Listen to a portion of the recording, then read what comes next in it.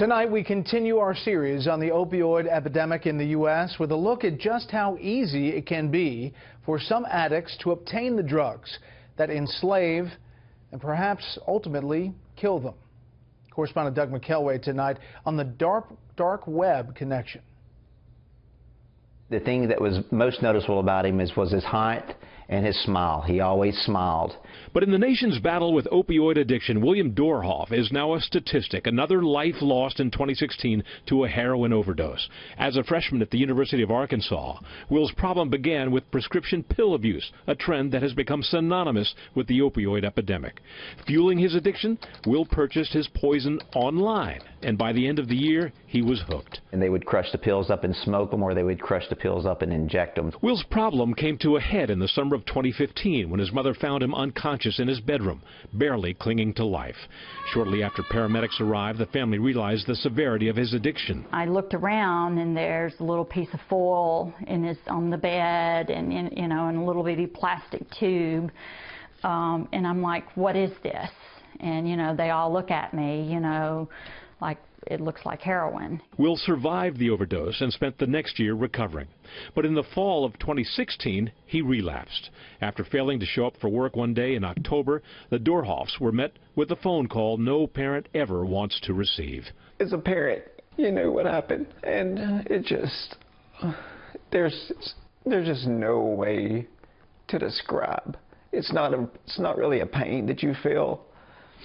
It's like you don't even know how to exist at that moment, because everything that you'd ever done your entire life, the entire meaning of your life really, which is to protect your children, had just been taken from you. Will died on October 14, 2016, at the age of 20. Shortly after his passing, Scott and Shannon learned of how their son obtained his fatal dose of heroin through a purchase on the so-called dark web. He literally sat down and ordered heroin off the computer, and they mailed it to the post office box. In a startling trend that's sweeping the nation, users are turning to a hidden swath of cyberspace to feed their addictions. Not indexed by search engines like Google or Bing, the dark web's contents cannot be traced back to any one person, allowing individuals to carry out illegal activities and trade illicit goods anonymously. Both the seller and the buyer can remain anonymous. Chuck Cohen runs the Indiana State Police's Cyber and Intelligence Division. He likens criminal investigations that reach into the dark web to playing a game of digital whack-a-mole. We're seeing not just heroin, but other opioids, ranging from fentanyl to carfentanil, Opana, and others that are being shipped with great regularity, where the purchase is happening in the dark web, the money transactions happen with the cryptocurrency, and the shipment is being concealed. If the so-called dark web and cryptocurrencies sound like they may be out of reach for the unsophisticated internet user, think again. Simply visiting a website and downloading free software is more than half the battle. Popular add-ons like Tor allow users to mask their identities by automatically tapping their devices into a maze of servers planted all over the world, scrambling their true IP addresses in the process. Arguably, the most popular cryptocurrency in the world is Bitcoin, which trades freely over the internet. Most any user can transfer cash for Bitcoin by simply setting up a digital wallet through any number of online exchanges. Fox News saw firsthand just how simple a dark web drug deal actually is. If I wanted to go in here and I wanted to buy a sampler pack of heroin, it's going to cost 0.021 Bitcoins. I click buy now. I'm going to log in, create an account. I can do it completely anonymously.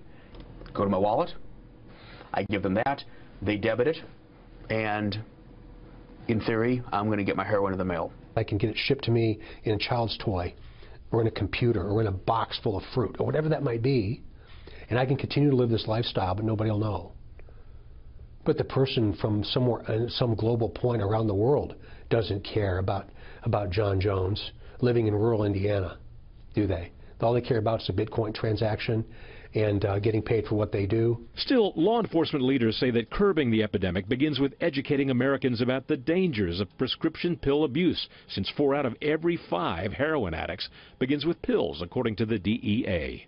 For their part, Scott and Shannon Dorhoff are raising awareness. To honor their son, they started the William Christian Dorhoff Foundation and are sharing his story in the hopes that it will save lives. Death is final. Our baby is no longer with us. But his message and his story is, and that's what we want to do. We want to be able to speak up and speak out and share, and the more people know, the more lives that are saved. Doug McKelway, Fox News.